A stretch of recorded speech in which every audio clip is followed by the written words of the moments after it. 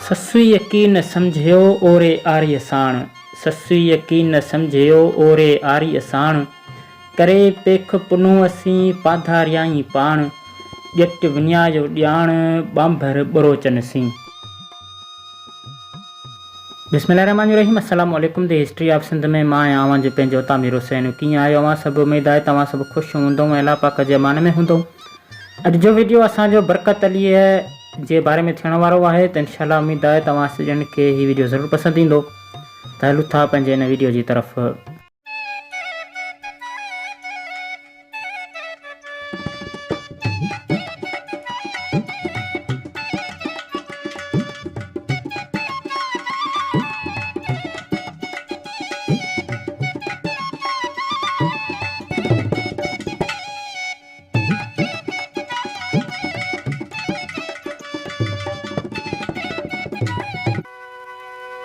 उस्ताद बरकत अली हिकु ख़ानदानी रागी आहे। संदसि वास्तो उन कुटुंब या कबीले सां आहे जेको सदियुनि खां साज़ ऐं आवाज़ जो साथ निभाईंदो आयो आहे। सिंध जे तारीख़ में जेके ज़ातियूं या कबीला ॻाइण वॼाइण जे हवाले सां सुञाता वञनि था, उन्हनि में भट्ट, भान, चारण ऐं मङणार अची वञनि था। बरकत अलीअ जो तालुक़ु भिट कुटुंब सां आहे। बरकत अलीअ जो पीउ रसूल बख़्श भट्ट बि सुठो ॻाइणो हो। बरकत अलीअ सखर में पैदा थियो। राग जी लोलियन में संदसि वाधि विझी थी। राग जी इब्तिदाई तालीम पंहिंजे वालिद साहिब खां वरिताईं। खांसि हारमोनियम बि वॼाइणु सिखियो। हू नंढे लाको ई पंहिंजे पीउ सां गॾु महफ़िलनि में वेंदो हो। हिन बाक़ाइदे सभ खां पहिरियां 14 सालनि जी ॼमार में शाह साईं जी वरसीअ जे सिलसिले में थियल हिकु तक़रीब में शाह जो कलाम लॻड़ी आहे लॻार ओ यार लऊं लऊं मूंखे लालण जी ॻायो।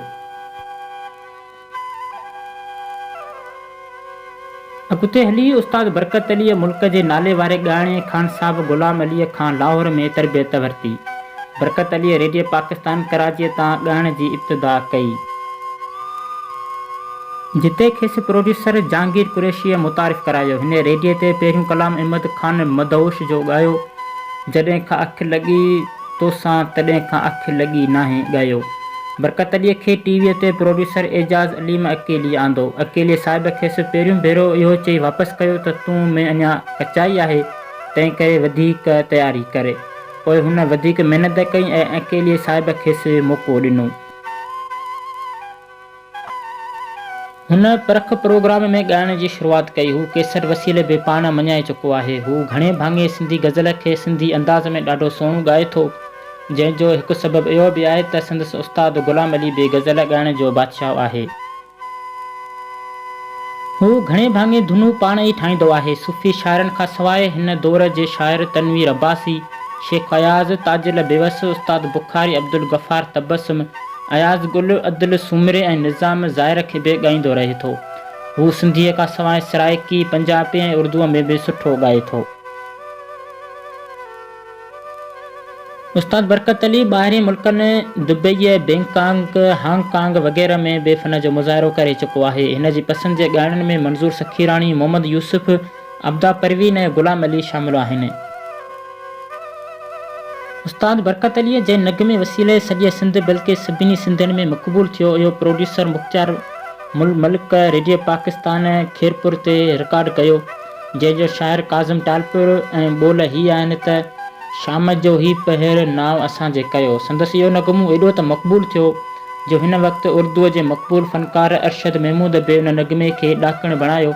साॻी धुन ऐं ॿोलियुनि जी तक़रीबन तर्जुमो करे पंहिंजी क्रिएशन ॼाणाए हिकु फिल्म लाइ रिकॉर्ड करायो, जंहिंजा ॿोल आहिनि मेरा एक काम करो, शाम का एक पहर मेरे नाम करो। फिल्म जो नालो दुपट्टा जल रहा आहे।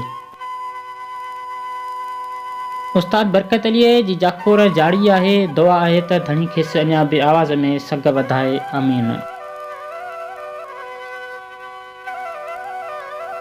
अवां सॼणनि खे वीडियो कीअं लॻो? उमेद आहे त हीउ वीडियो अव्हांखे ज़रूरु पसंदि आयो हूंदो। त असांजे हिन वीडियो खे ज़रूरु लाइक करियो, असांजे हिन यूट्यूब चैनल खे ज़रूरु सब्सक्राइब करियो।